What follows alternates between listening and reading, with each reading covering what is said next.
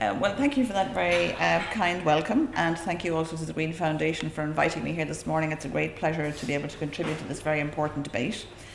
I think also, in addition to the background that Turlough gave you, I suppose I'll just explain in terms of my own, a little bit more about my own background. I was reared and educated in Ireland, even though I've spent my career in the UK system. I did my law degree at UCD, and I'm a barrister called to the King's Inns here in Dublin. So even though I've spent all of my professional life outside of Ireland, I've always retained an extremely close interest in, I've been in Belfast for 25 years and in London for the last, I suppose, year. But I've always retained a very close interest in Irish environmental issues and it's obviously the arrangements for its protection. And I suppose I would also clarify that what I'm going to say this morning is not really being said in my, even though I'm the head of Client Earth's Climate and Energy Programme, I'm not speaking on behalf of Client Earth. I'm really speaking as somebody who spent a lifetime working and studying in the EU system, and in particular as a specialist in EU environmental law. And Joan asked me this morning to speak to you about the lessons that can be drawn, the lessons that the Irish constitutional review process can learn from the EU's experience in gradually embedding environmentalism into its treaty system or into its constitution. And I think before going any further, I would certainly say that there are some very powerful messages for Ireland that can be taken from the European experience. And those messages speak very directly, I think. I mean, Roderick has spoken very much about the power of constitutionalism in terms of protecting the individual.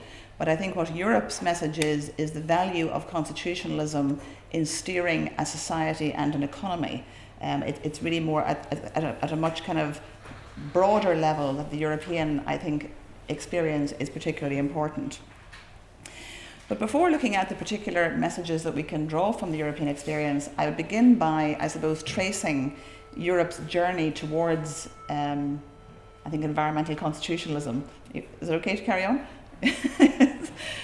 Okay. So I suppose when we talk about Europe and constitutionalism, what we're talking about in particular is the gradual evolution of Europe's treaties.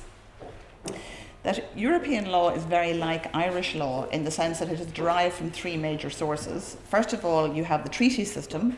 Secondly, which I suppose is an approximation of the constitutional system that we have here. Secondly, then you have European legislation, which is developed on a day-to-day basis by the European institutions with the member states, and then you also have judgments of the European courts. But even though the treaties are not called a constitution, they function as a legal constitution in Europe, because the European treaties effectively set down the core values that Europe holds dear. They set out the basic tasks that Europe has committed to.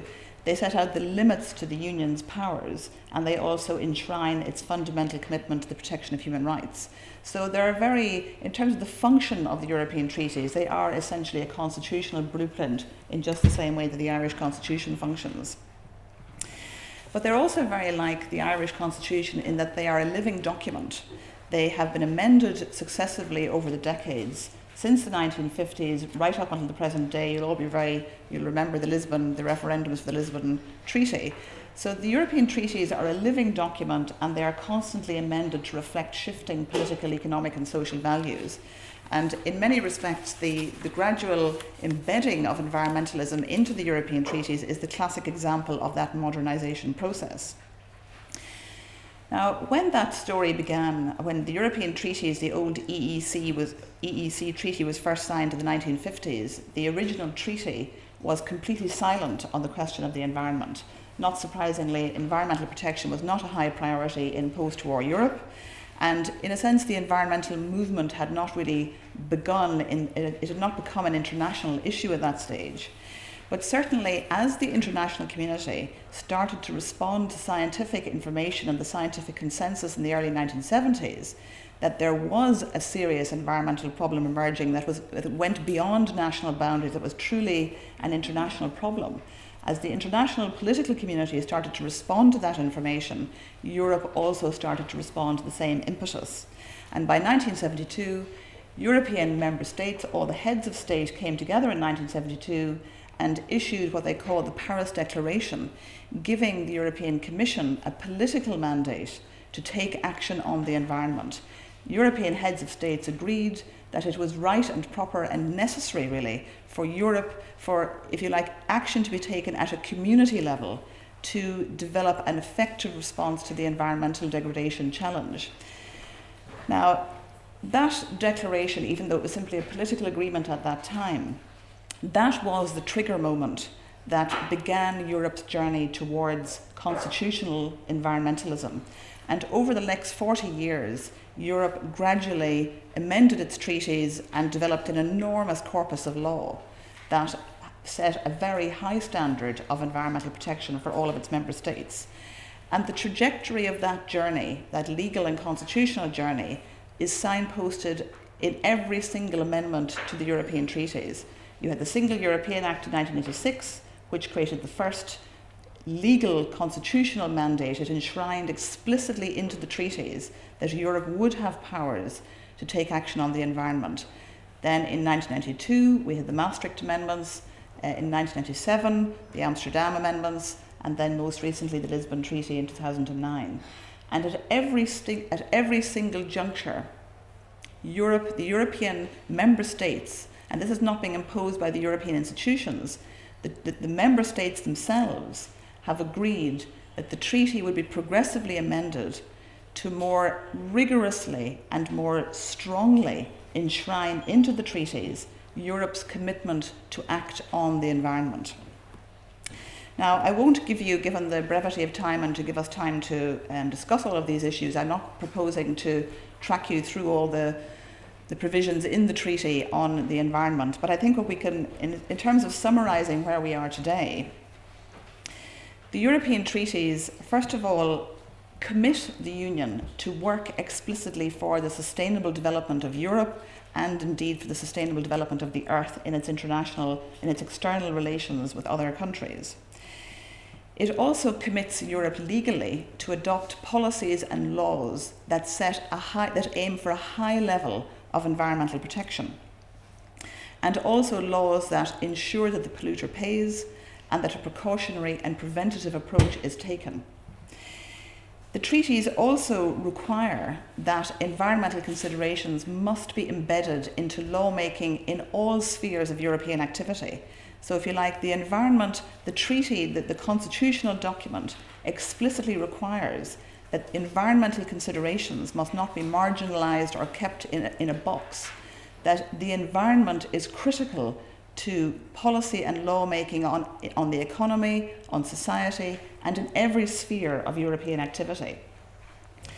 And finally, most laterally, the European Union has committed itself to promote solutions to worldwide environmental problems, in particular the question of climate change. Europe has committed itself, if you like, explicitly to work on that particular challenge to the environment, given its serious nature. So climate change, if you like, is given a very particular acknowledgement in the constitutional document. And what is interesting to note in the constitutional framework of Europe is that the treaty does not define the concept of sustainable development. It just simply refers to it. It commits Europe to act in that direction, to act for that objective. But it's commonly understood that Europe has embraced the United Nations notion of sustainable development, the idea of balanced economic development, taking into account environmental and social considerations, and thinking about present and future generations. The European treaties don't create environmental rights. I mean, Roderick was right to say that in a sense the European treaties are far from, the treaties do not provide the very detailed rights framework that you'd see in some of the national constitutions in Europe. There is no legally enforceable right to a certain quality of environment in the European treaties. And indeed, the treaties don't even define what it means by aiming for a high level of environmental protection.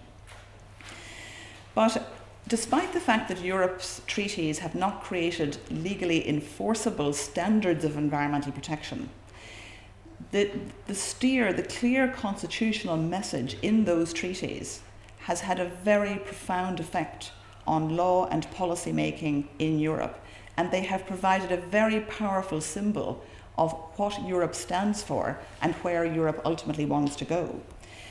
Over the last number of decades, that framework, the messages, the powerful commitments in that treaty framework have given Europe the mandate to develop a successive framework of what they call action programs, setting out a 10-year plan in rolling decades, setting out a 10-year plan for what Europe wants to do in relation to its environment. So it's creating a framework for a planned response to environmental pressures.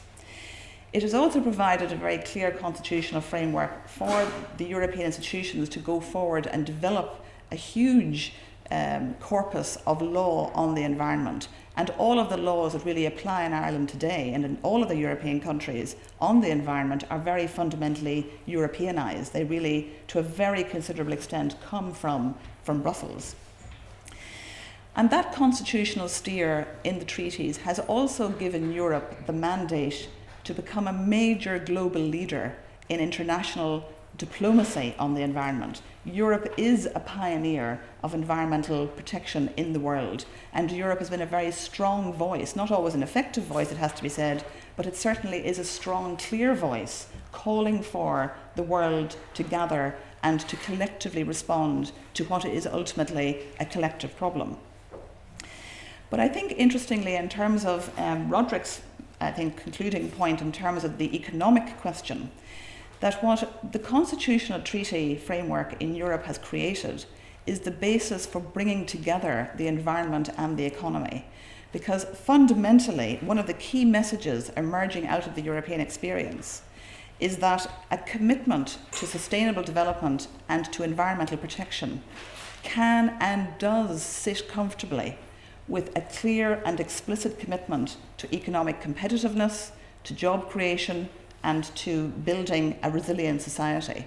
That is, in many ways, I think, one of the most fundamental messages emerging as a result of Europe's 40-year journey embedding the environment into its treaty system. And it's certainly clear, if you look at economic policy today in Europe, I mean, the European 2020 strategy was adopted there in 2010, and that replaces the original Lisbon strategy.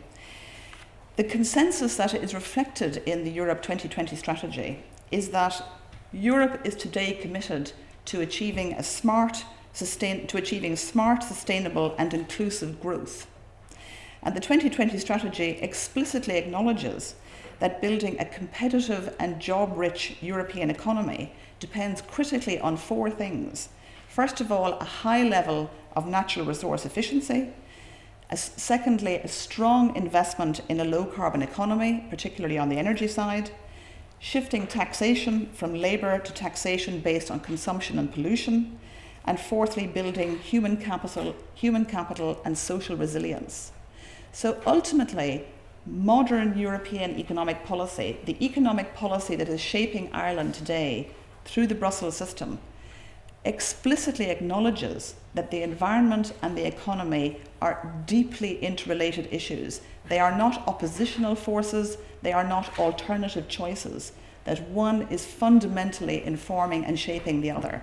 So if you like, the answer to that question has already been answered at European level, and it really, in a sense, I think sends a very, very strong message to each member state, and Ireland is certainly no exception to that. And it's also worth emphasising that the Europe 2020 economic strategy was adopted by Europe in 2010 in the eye of the European fiscal storm, at a time when you would have imagined that Europe would have put aside worries about the environment. That's the traditional, if you like, analysis. That Europe adopted that strategy and explicitly said we are going to go for an economic model that goes beyond simply building GDP. We are going to acknowledge the lessons of the past, and that policy was adopted right at the heart, in the eye of that terrible storm, and, if you like, will inform our economic development for the next 10 years. So in terms of what it means for Ireland's constitutional journey, or Ireland's constitutional review, it certainly sends a very loud economic message to Ireland, I think. And I suppose one other, way of looking at this is to say there are many who might say to themselves, well, we are in Ireland a member of the EU, so given that the EU treaties are part of Irish law, why do we need to bother amending our constitutional document to reflect environmentalism? If it's all in the treaties, if it's all in European law, why do we need to take additional action at domestic level? Well, to my mind, I think the response to that is fundamentally that Irish constitutional silence on the environment and on sustainable development is fundamentally inconsistent at this stage with Irish membership of the EU. It is absolutely incumbent that Ireland reflects its position in Europe in its most fundamental legal and political document. And the EU treaties make it very, very clear that protecting the environment and achieving sustainable development is not simply a task that Europe itself can achieve, that this is a shared responsibility between Europe and its member states. And by embedding explicit provisions in the Irish Constitution, however they may be formulated, committing Ireland to sustainable development and environmental protection, is in a sense Ireland sending a strong signal to the international community, to the European community, and indeed to itself, that Ireland is willing to discharge its fair share of that shared responsibility, which I think is a very, very important message. It is also a means of Ireland creating a constitutional steer towards a particular economic and social future.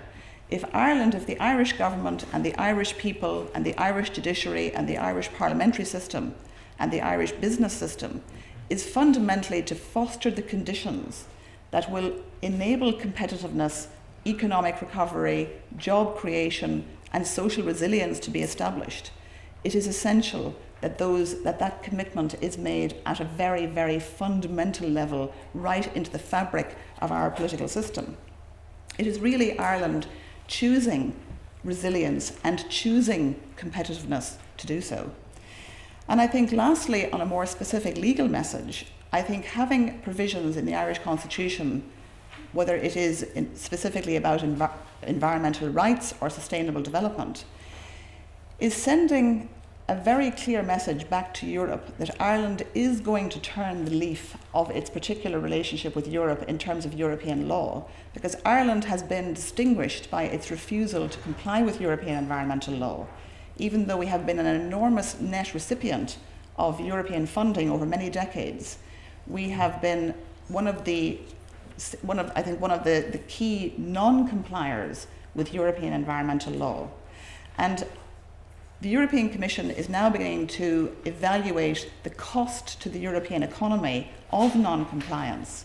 And I think that is a very important message that Ireland needs to send to itself, it needs to send to its Parliamentary Scrutiny Committee, to its judicial system, and to its political and economic system, that is going to be part of Ireland's past, and that being a modern European nation involves a clear commitment to sustainable development and environmental protection. Thank you very much.